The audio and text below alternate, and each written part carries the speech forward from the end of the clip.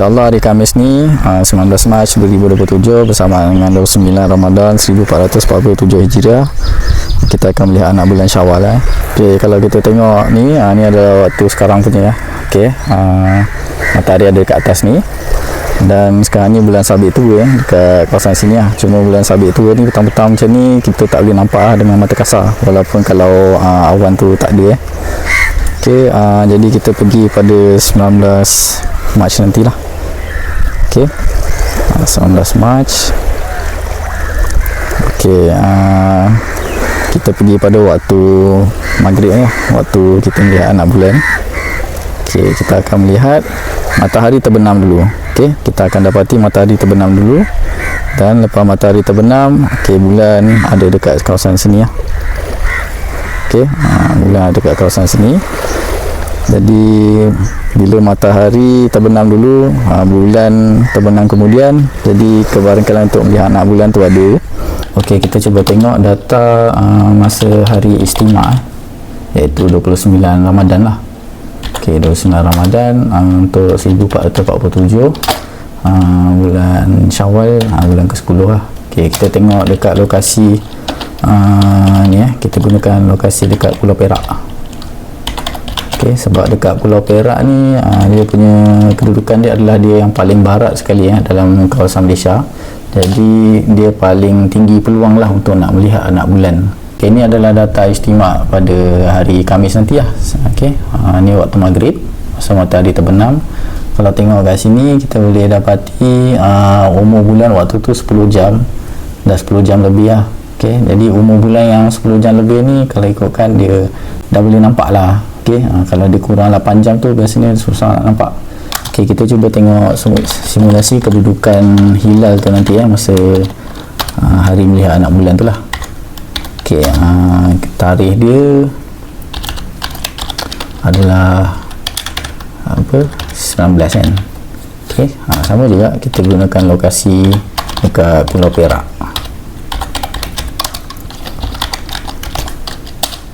Okey, kalau kita tengok kat sini, ni adalah kedudukan masa matahari terbenam nanti ya. Okey, bulan ada kat sini. Okey, ni adalah mengikut kriteria yang baru lah. Kalau tengok kriteria baru ni, dia berada dalam kawasan yang dah tak boleh nampak anak bulan ni, sebab ini ufuk. Kalau bulan dekat kawasan sini memang tak nampak macam ni matahari terbenam kat bawah tak nampak. Kalau bulan kat sini memang tak akan nampak Macam contoh masa anak bulan Ramadan hari tu matahari terbenam masa tu bulan dekat bawah ni. Jadi memang tak dapat nampak Ini adalah garisan ufuk kan.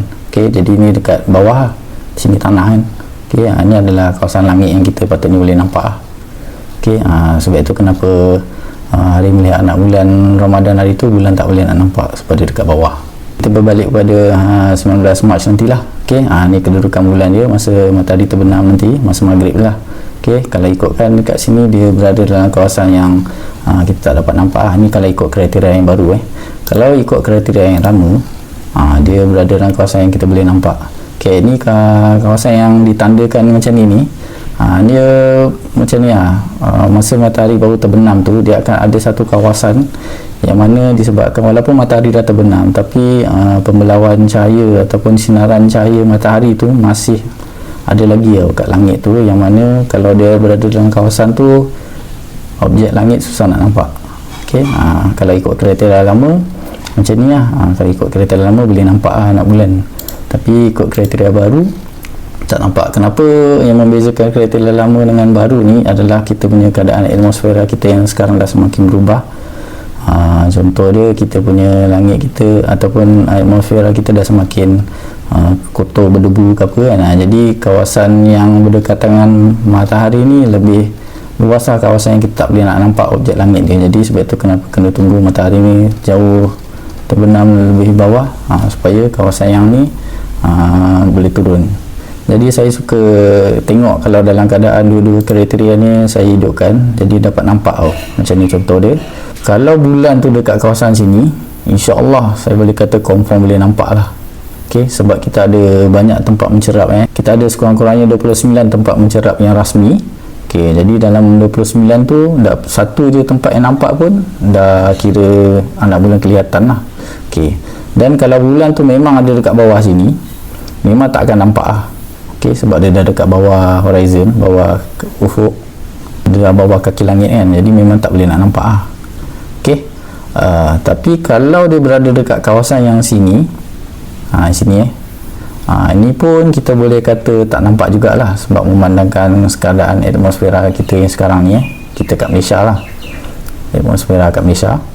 okey, tapi kalau berada dekat kawasan yang sini, dia kebarangkalian untuk boleh nampak juga, walaupun ikut kriteria baru dia kata tak nampak okey, tapi sebenarnya kita kena bersedia jugalah untuk dapat nampak juga.